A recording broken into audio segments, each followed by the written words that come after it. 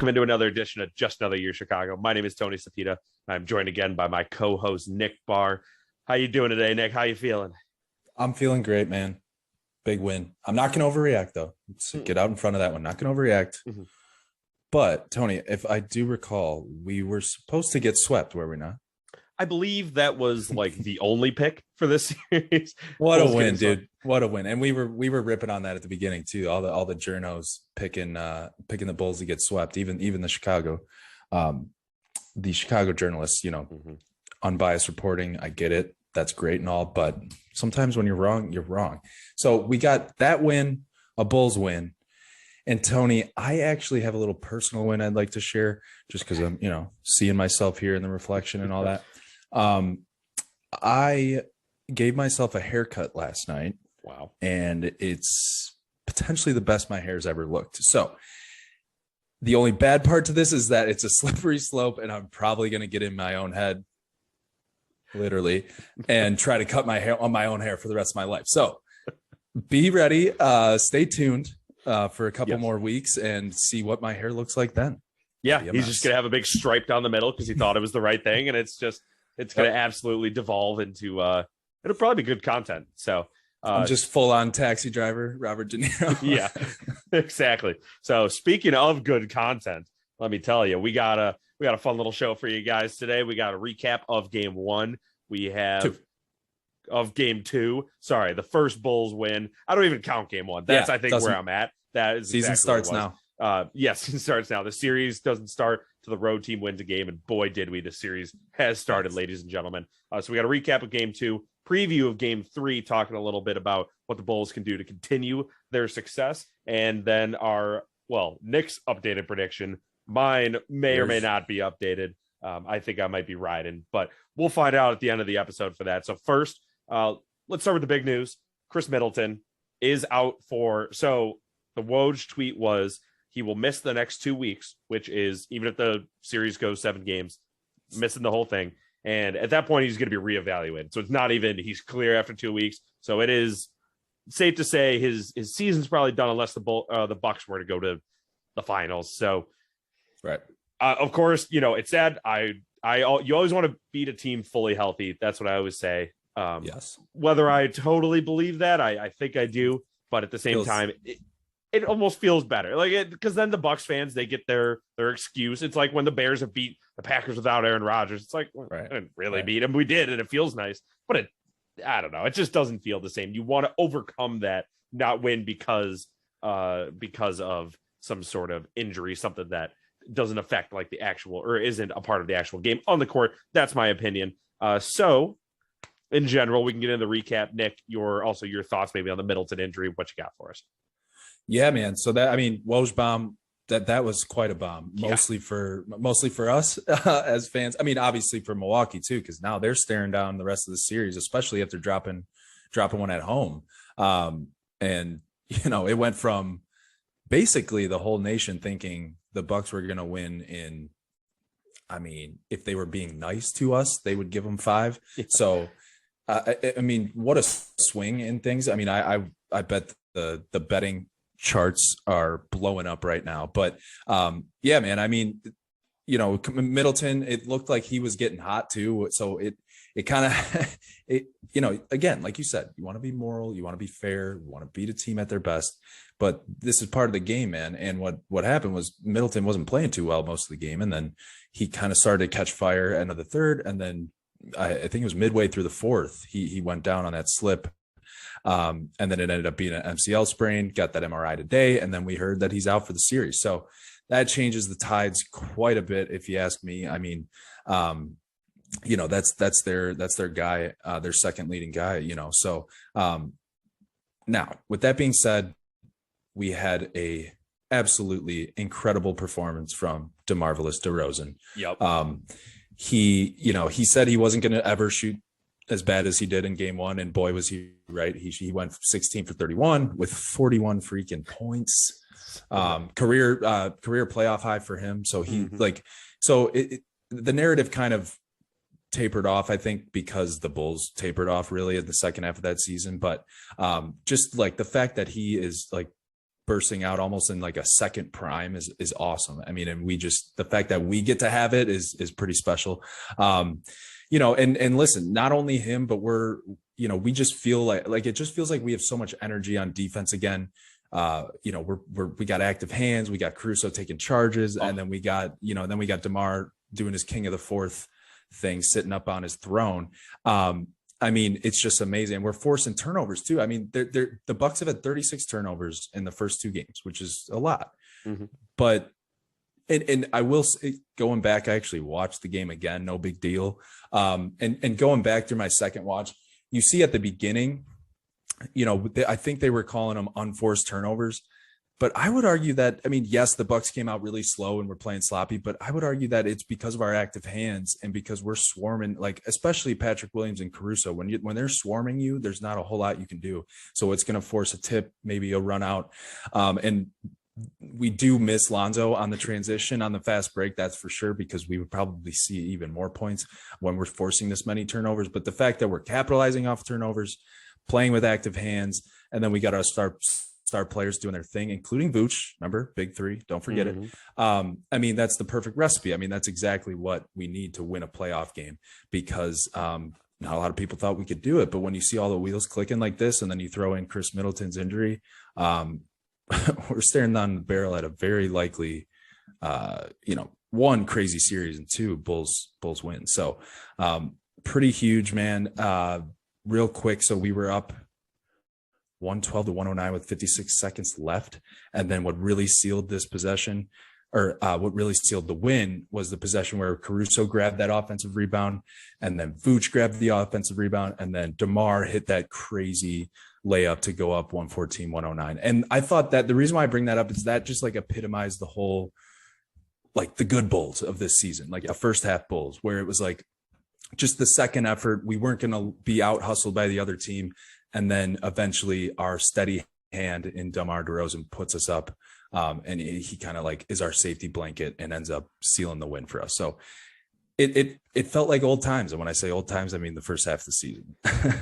Yeah, like 7 months ago. I agree. Right. It's funny you mentioned that too, where that was the Bulls we were used to when they were healthy at the start of the year. And then that entire second half, basically what we did on that last possession was done to us every single possession of every game for like every game after the All-Star break. So it was nice to finally, well, one, I guess, be on the other end of that, but C, like you're saying, we're getting back to what we fell in love with initially when the Bulls, they had that 12-game road trip or whatever it was, the 12 straight games against playoff teams to start the year, where we were like, oh man, we have something here. And now we finally get to see it in the playoffs, which is awesome. To touch on DeMar real quick, we know we went to school in Wisconsin. We know a bunch of Bucks fans. One of our friends, shout out Logan, there was a point where he said, we're better than you guys, but damn, you guys just cannot miss. And it was truly that. DeMar, he went 9 for 9 from the free throw line, which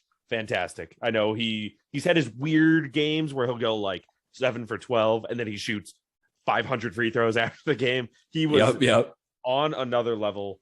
It was truly to the point where I was thinking he may never miss again. Like it was just so pure, so smooth. He's rising up in Giannis' face, in all these guys' faces. Yeah, they were knocking down tough shots. They were sticking everyone. I feel like everyone, they were trying on him. And he was, not only was he making these shots with grace, but they were highly contested shots. Like I feel like almost all of them were super contested. So that just made it more impressive. Yeah. And one thing I'll say too about the defense as well. Giannis obviously did have 33 points and 16 rebounds, which I didn't realize he had 33 points just because he was, what was it? 11 to 20 shooting, 11 for 18 from the line. A lot of free throws. That's nothing to complain about. I'm not going to complain about any sort of free throw disparity for this game. We won, we'll save that for if they ever lose again. The Bulls may never lose again. Who knows? But it was so, like you said, where they were switching on to DeMar, all these different guys, and they just couldn't stop him. I know Giannis, again, had 33 points, did pretty dang good, obviously dunking all over guys, but we were switching different guys onto him, and we were we were getting stops. Patrick Williams got to beat him up. Tristan Thompson, the real Giannis stopper, if I do say so myself, only had 3 rebounds, by the way. Felt like 100 minimum. He was awesome. He was just that. He was exactly what we signed him for. I am team Tristan for life. Anything he's ever done, forgiven, because he got 3 rebounds. And honestly, all 3, when he got them, they were all 3 really important, really big rebounds to kind of stop a run or whatever it was. And Alex Caruso also just has Giannis in his back pocket, blocking him left and right. A BS foul call on a very clean block. But again, not complaining about the refs. So that was just great to see. It was great to see Caruso's such a leader out there, and it's so beautiful. And you know what? That is really going to help us in game 3 here when the Bulls might get a little not full of themselves, but okay, we can beat these guys. All right, we beat them. Now they don't have Middleton. The Bucks are going to come out hungry. There is something to be said about when your guy goes down, you rally behind him. So it may not last every game that's left in the series, but yes, they're coming into Chicago. They know, and Caruso said it in the Bulls tweet out a video. The Bucks are the hungry team now. The tide is kind of flipped. The Bucks are the hungry team. They're coming off the loss. They're a man down. They kind of got embarrassed by the Bulls, a team that they believe and they should believe, the media believes is probably they're better than just on paper. If you look at it. And don't forget, they played like shit the first game too. Yes, they won, but they haven't played well yet in the playoffs, and they haven't looked especially like the defending champs. Like that is also a cloud that hangs over your head when you're like, not only do we have to win, but we have to play like the defending champs. Yeah, so they do have this weird thing where it's pressure because they're desperate. I would say I know it's 1-1, and I know but it feels like the Bulls have a lead in the series because of you said, because of that momentum, because they're down Middleton. So it's a road win. It's a road win. It's a road win. The home court is flipped. The Bulls could, in theory, the Bulls technically have home court advantage now, which is huge. Right. So before Nick gives you any sort of insight or any of his thoughts, basically on this game 3, maybe what it could take for the Bulls to go up 2-1 in the series. The first thing I want to just get out there right away. This is what Bulls fans have to do. I'm going to be there Friday night. I'm going to be there tonight when you're watching this. If you remember last year when Giannis, I believe it was in Atlanta is when it started, when Giannis would go to the free throw line, and I'm sure you've noticed this if you've watched a second of this series so far, Giannis takes so long at the free throw line. My dad had no idea about any of this, whatever. I didn't mention it until after. He just said, how long is he? Don't they have like a rule about how long you can take to shoot free throws? I was like, that's a great point. And I went on a whole thing and explained it. We have to do what Atlanta did, where we start counting out the seconds, 1, 2, when he's shooting free throws, because he becomes a head case at the line. I'm not going to take away from his greatness. He's a good basketball player. I'll say it. I'll put it out there. Yeah, 2 MVPs, decent. He's good. But he's not a good free throw shooter. It is what it is. He looks like every single time he shoots a free throw, it's his first free throw ever. And deer in headlights. Deer in headlights. We really, as fans, I know, obviously being loud, we saw Milwaukee did actually a pretty good job at it too, helping their players get back into it. If we really want to make a difference in this series, I think that is a big step towards that. Hey man, best attendance this season. Let's make it happen. Yeah. I mean, there's no reason why road, we should be the ones making that difference, if anyone. Couldn't agree more. Nick, you got any keys to victory for this game? Anything you just like to see them maybe continue doing, or if you noticed anything, I don't know, maybe that you didn't like what they were doing? I think I'm gonna ride with forcing turnovers like we were doing, because it seems like now, okay, DeMar's caught his rhythm. Hopefully Levine gets his confidence back too, because he didn't have a great game 1 either. So hopefully we get what we need out of them. But if we can just keep this energy, like you said, and not come out too lackadaisical, okay, now we know we can beat this team. Yes, that's good to have in your head. Yes, of course you can beat this team, but let's not take our foots off the gas, because at the beginning of the year, no matter what, I mean, even if we're on a 4-game win streak, we would come out and just destroy teams. I mean, there's no reason. And we tend to put up some of these turd quarters, I like to call them, where the third quarter we tend to we can blow. I mean, a lot of teams do this, right? It's a normal basketball thing, game of runs, right? But I think if we can keep our foots on their throat with forcing turnovers like this, I think we can do it, because Giannis is going to do his thing, right? But if we can slow down everyone else, it just got easier now that their second best players out, and Drew Holiday hasn't been playing that good. Pat Connaughton hasn't been playing that good. So in hopes that we can keep them at bay, there's no reason why we can't win this one. Yeah, I agree with you. I mentioned, I think, on one of the last ones, I just rewatched The Last Dance, and that was always, obviously, not no one in playing the game of basketball right now is Michael Jordan, of course. Although DeMar modeled his game after Kobe. Who did Kobe model his game after? Michael Jordan. So by the transitive property, DeMar modeled his game after Michael Jordan.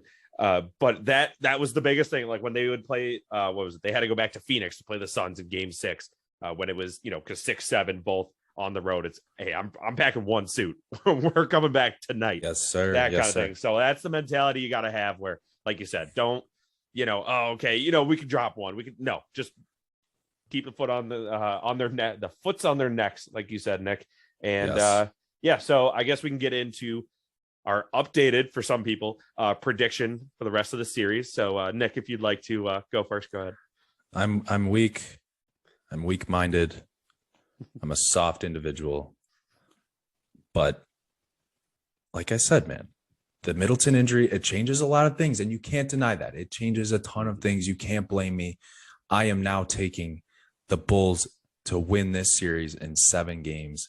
And the reason I took 7 is because it makes me look a little bit better that I didn't go from the Bucks winning the series in like 5 games to just saying like the Bulls are going to win in 5. But if we're being honest, I truly believe that we could probably win this game in 5 right now. That's how big this Khris Middleton thing is. Now, I know it's still the defending champs. I know they have probably a better bench than us if you compare them, but that's huge, man. That's like us losing Levine for the remainder of the series. I mean, that's huge. I kind of obvious, but that's huge. So I'm taking Bulls in 7, dude. I'm taking Bulls in 7, and hate on me if you want, but that's what I think. I love it. I'm still sticking with Bulls in 6. Like I said, the last podcast, 4-2 is what I'm predicting. And I'm so jealous. Yeah. I'm so jealous of your pick.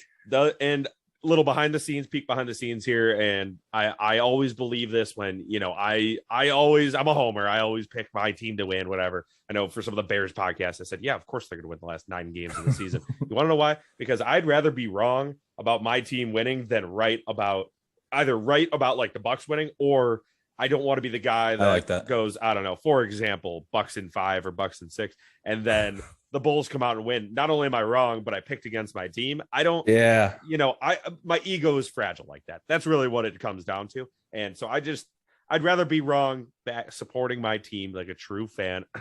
And that's just kind of how it is. So fair enough. We'll leave it there.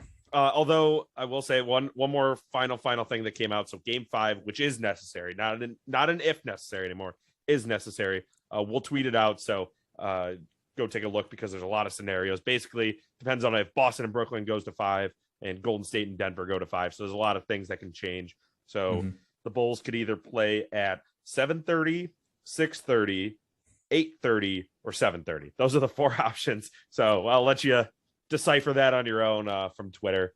And Nick, you got any final comments here? See freaking red, dude. Absolutely. So with that'll do it for this episode of Just Another Year Chicago. My name is Tony Sapita. Thank you again to my co-host Nick Barr. Thanks for tuning in, everyone. Till next time, Bulls fans, keep seeing red.